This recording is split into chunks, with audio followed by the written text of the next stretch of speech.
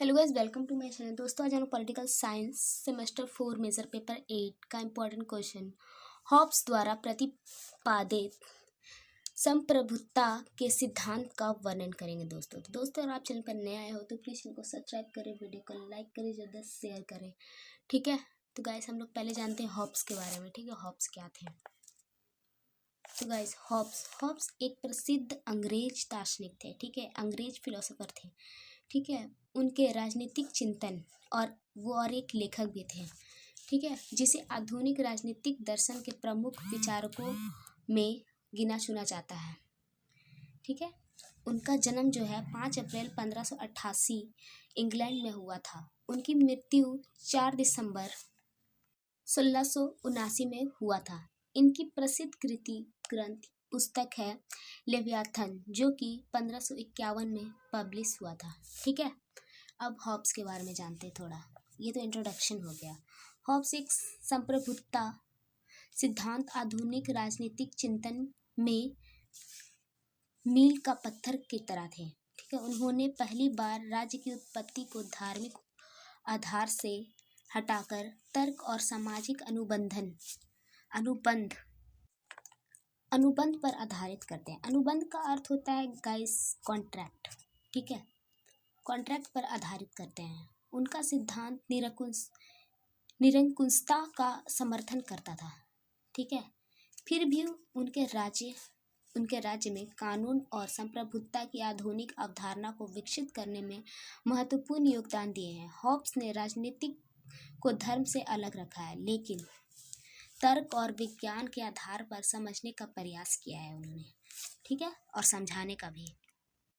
अब पॉइंट समझते गाइस। ठीक है, ऐतिहासिक पृष्ठभूमि। हॉब्स के समय इंग्लैंड में राजनीतिक अस्थिरता थी। ठीक है, जो कि कंडीशन अच्छा नहीं था, हर जगह युद्ध हो रहा था। ठीक है, गृह युद्ध की स्थिति बनी थी। इस अराजकता को देखकर हॉब्स इस निष्कर्ष पर आते हैं, ठीक है, कि समाज में शांति और सुरक्षा बनाए रखने के लिए वो एक सर्वोच्च निरंकुश सत्ता का स्थापना करते हैं। ठीक है, और कहते हैं कि ये होना जरूरी है। ठीक है, निरंकुश सत्ता का होना जरूरी है, ऐसे शासक का बैठना जरूरी है, ताकि समाज में और राज्य में शांति बना रहे। ठीक है, अराजकता का अर्थ होता है गाइस अव्यवस्था। ठीक है, किसी राज्य में अव्यवस्था का स्थिति उत्पन्न होना। ठीक है, और निरंकुश का मतलब होता है एकत्रित, ऐसा कोई शासक जिसे एकत्रित पावर हो।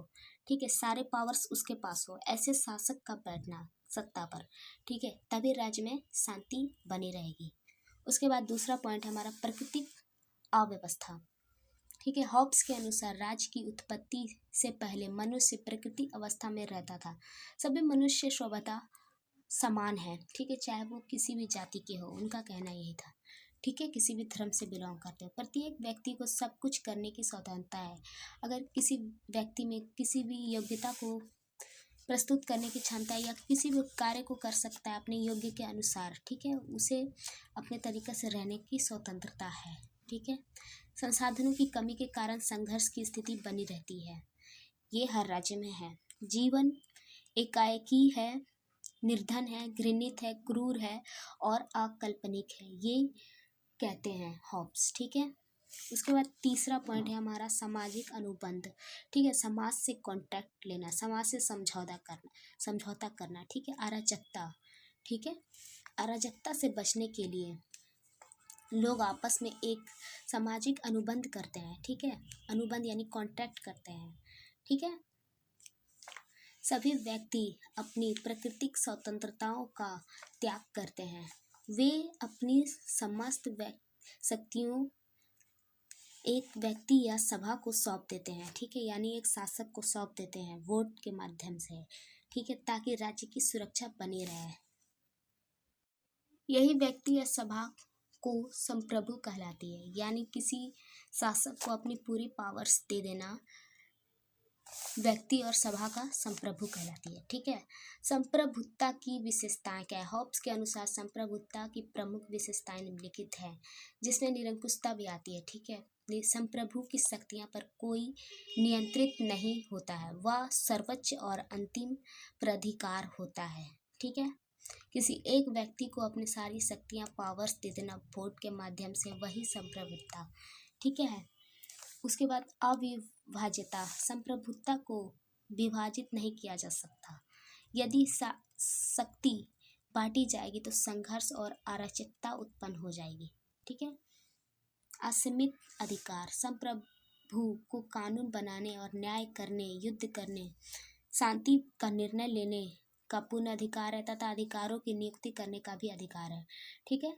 जिसे हम शासक के माध्यम से बैठाते हैं सत्ता पर, उसे सारे अधिकार देते हैं। ठीक है। हम जनता ही।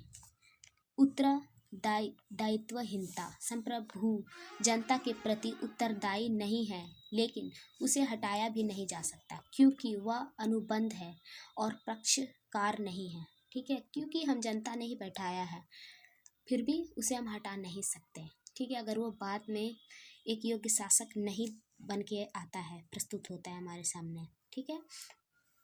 उसके बाद संप्रभुता के रूप, उन्होंने राजतंत्र को सर्वश्रेष्ठ माना है क्योंकि एक व्यक्ति में शक्ति केंद्रित होने से निर्णय अधिक प्रभावी और स्थिरता होता है। जैसे राजतंत्र, लोकतंत्र और कुलीन तंत्र, इस तीनों के बारे में हम लोग डिस्कस से बाद में जानेंगे। ठीक है। एक सेपरेट वीडियो में लेकर आऊँगी, राजतंत्र क्या है, कुलीन तंत्र क्या है और लोकतंत्र क्या है।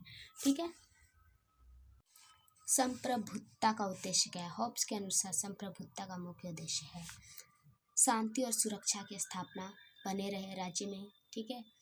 कानून और व्यवस्था बने रहे राज्य में, व्यक्तियों के जीवन में शांति रहे, संपत्ति रहे, रक्षा रहे। ठीक है। सुरक्षा प्रदान हो उन्हें। हॉब्स के सिद्धांत की आलोचना, उनका सिद्धांत निरंकुश शासन का समर्थन करता है। ठीक है। इसमें नागरिक स्वतंत्रताओं की उपेक्षा होती है। संप्रभु अत्यधिक शक्ति देने का तानाशाही का संभावना बढ़ाती है, लेकिन बाद में कुछ विचारकों जो कुछ स्पीकर रहते हैं, कुछ मोटिवेटर रहते हैं, जैसे कि जॉन लॉक और जीन जैकस ने हॉब्स के विचारों का विरोध किया क्योंकि वो डेमोक्रेसी का सपोर्ट कर रहे थे। ठीक है। इसी कारण कुछ हद तक, और सीमित सरकार तथा जनसत्ता का समर्थन नहीं किया। ठीक है। ये जॉन लॉक और जीन्स जैकस ने। ठीक है। आई होप गाइस वीडियो अच्छा लगा हो तो प्लीज़ चैनल को सब्सक्राइब कीजिएगा। आई होप गाइस वीडियो आपको अच्छा लगा तो प्लीज़ चैनल को सब्सक्राइब कीजिएगा, वीडियो को लाइक कीजिएगा। Thanks for watching.